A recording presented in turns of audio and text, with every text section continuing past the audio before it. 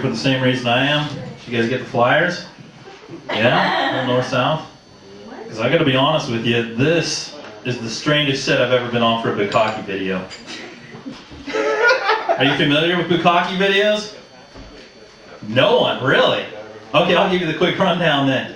It's a video where they get about 50 guys in a room and they all jerk off on one chick. Yeah, no, well now you're more shocked than amused. That's never good. Because I had this whole great joke about how, like, there's one guy in the room they didn't tell that was the concept, but you guys are that guy. And he's like, hey, when are the other chicks showing up? And they're like, there are no other chicks! And it's like, fuck. I'm gonna get my El Camino and drive back to the valley now. Fucking sucks. You guys know the history of this room, the belly room? Do you? Yeah, you do? No? It was traditionally a room for, female comics and whatever, because as a little boy, it was my dream to play this room. My dad said, son, you have a cock, you can't play the belly room. Well, I'm here now, Dad. I'm a survivor. I fucking did it. I'm playing the belly room. I'm here, okay? I'm loud, I'm proud. Well, at least I'm loud. White Protestant male. Fucking Protestants, they're not protesting much these days, are they? No? I was raised Episcopal. They say never speak about religion in polite company, but the Episcopal's not really religion anymore anyway. So I feel like they're fair game. People are attaching the word phobia to everything, everywhere. Especially if you're doing the comedy thing, white male, they just assume you're a homophobic. They don't even take the time to find out if you are. A phobia is something that paralyzes you in fear from whatever the object is that they attach, to the suffix. I drove through Hollywood to get here. I'm not homophobic. I didn't seize up in the car. It's ridiculous. Just because you don't swallow every single point on somebody's political agenda doesn't mean you're phobic of them, okay? Just because I think it might be less than discreet for 1,000 men to run around in day-glow man-thongs in the streets doesn't make me a homophobe. Okay? I'm a homonymophobe. I have a crippling fear of similarly sounding words with different definitions. But I'm not a homophobe. I was just in San Francisco last week on a queer hunt and I bagged a 10-point tweet. Not afraid of them at all. Bullshit. Get a drink over here. You guys familiar with the old Sylvester Stallone films? The good ones in the 80s after Rambo? The whole catalog? Over the top. Yeah. Then you, my friend, know that this means the comedy's about to get a lot better. For those of you who missed it, Over the Top was a classic of film cinema where Sylvester Stallone, Sly to some of you, arm wrestled in a tournament to win custody of his child. I don't even have to give you a fucking punchline there. Fucking arm wrestling for custody of your child? This is a good way to settle things into like, oh, the middle of the country's crazy. Exhibit A, Over the Top. He's fucking crazy, man. It's like when we got Pitt and Jolie doing all this shit. The chick humor's going over well here, so I'm gonna switch it up. You seen the Pitt Jolie disaster, right? It's like the sign of the Armageddon's coming out. Because I used to think Aniston was like the craziest bitch in Hollywood, or Jolie was the craziest bitch in Hollywood, but now I just think Aniston is. Because even Jolie's got the good sense to let Brad Pitt knock her up. It took what, 2 weeks? She's like, hey, firm handshake, knock me up. What are you waiting for, big boy? And it's like, because I'll tell you what right now, if Brad Pitt came up to me, Johnny Scott, he's like, Johnny, I want to get married, but I want to have kids. I'd look Brad Pitt in his, I'd look him deep in his eyes and I'd be like, Brad, we're going to make this shit work. Do you know how hard Brad Pitt would have to fuck me in the ass to get me pregnant? Medical studies have proven very, very hard. But I do that for Brad. I don't care, dude, because they're going to have the most beautiful creature, kid, or whatever pops out. That kid's not even going to be born. It's going to be like hatched out of like a Fabergé egg.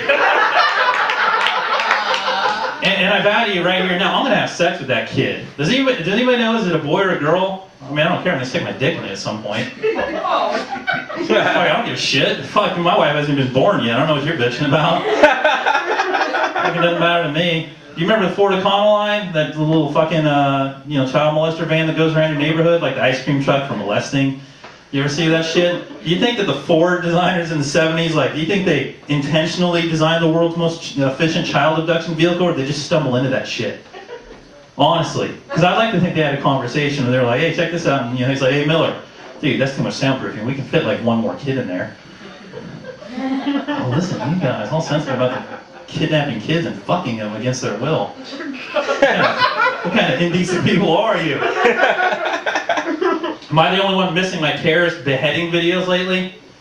You seen these? The one where oh, la la la, something, we don't like America, and then they cut some dude's head off. Dude, I fucking miss those things. We used to have them like every week. It was like, who wants to be a millionaire? But you get your head cut off. It was fucking awesome. Like, who's getting their fucking head cut off this week? And then like, there's less of them, which means, you know, we're winning the war, right? I mean, I guess that's what it means. And like, I just love the look on these people's faces right before they come out with the big knife to cut their head off. It's surprise. Out of the catalog of all the emotions you have, after you've been held captive for 2 weeks, the last emotion that should be on your face after they read some bullshit statement in front of a video camera is fucking surprise. Like, maybe if like the scenario was like, I'm all kidnapped and they come out to cut my head off, and they come out with a birthday cake and they're like, surprise, happy birthday! Like, maybe that would legitimately be surprising. When they come out to cut my head off, that's kind of like, you know, that's anticlimactic really in my book. Maybe horror, maybe, but not surprise. That's just so cliche. You know, and then here's some tips for the CIA. Next time you see a bag full of ski masks going to Baghdad, follow that bitch! I just watched the Winter Olympics. There were no gold medal winners from Iraq in the downhill. Odds are those ski masks are not being used on the slopes. That's just my guess. And you seen the videos? They have like the professional banners in the back, like, you know, death to the great Satan and all that's great. You know what that means? That means there's a Kinko somewhere in Baghdad printing these bitches up. How do you go in there and be like, hey, Ahmed, guess what? Yeah, I got another one. And I've got a special on death to the great Satan. I'll take 2. You gotta laugh. It's funny shit. Oh man, what else we got here? You guys been up to Fillmore? You guys from around here? Fillmore's up there. You know where Magic Mountain is? Yeah, you of course know where Magic Mountain is. It's magic. Fucking, dude, they have oil wells up there. Personal oil wells on people's personal property. Man, I was driving around. This dude had 2 oil wells, like the hammerhead ones, not the Derrick kinds. And the bastard had one of them turned off. Can you imagine owning your own oil well and ever having it in the off position? Hey, John, you want free money today? Nah, not so much. Not so much. Don't want free money today.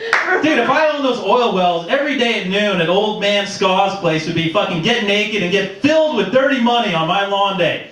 I just shoot it up in the air and make all my fucking poor friends like wallow in it, and then I'd kick them out. I'd be like, get off my property, you dirty poor people. What the fuck are you doing? And you know what I do with oil money? Because everybody wants to do like, you know, like the fucking like the Getty over here is all funded by oil money. People want to do like philanthropic stuff. I'm like, fuck that, dude. First thing I do with my oil money, I go find this deaf chick I used to date, and I fucking pay her to dress up and hang out in my apartment like Daryl Hannah. But not Daryl Hannah from Kill Bill, Daryl Hannah from Splash. Yeah, I make her wear the mermaid outfit and like hang out in my fucking bathtub all week, and I come home. Because she already sounds like a mermaid anyway. She's like, I'll be like, what is that? Oh, is that mermaid talk? The mermaid wants to give out more blowjobs today? Oh, okay. And then the second thing I do, because they're giving me the line, the second thing I do is I would fund one of those dinosaur digs. Because, you know, if you find the dinosaur, you get to name it, right? Which is a pretty interesting concept. And, because I would want to name my dinosaur Caucasaurus Rex. Because I want them to have some meeting in, like, Geneva. And they're, like, doing a PowerPoint slide, and, like, some PhD gets up there, and he's like, as you'll see, the Caucasaurus Rex used to roam across Montana. He's like, you know, he's 3 feet, unless stirred to anger, and then he'd grow to a tall 6 feet. Just to hear those guys saying that would be awesome.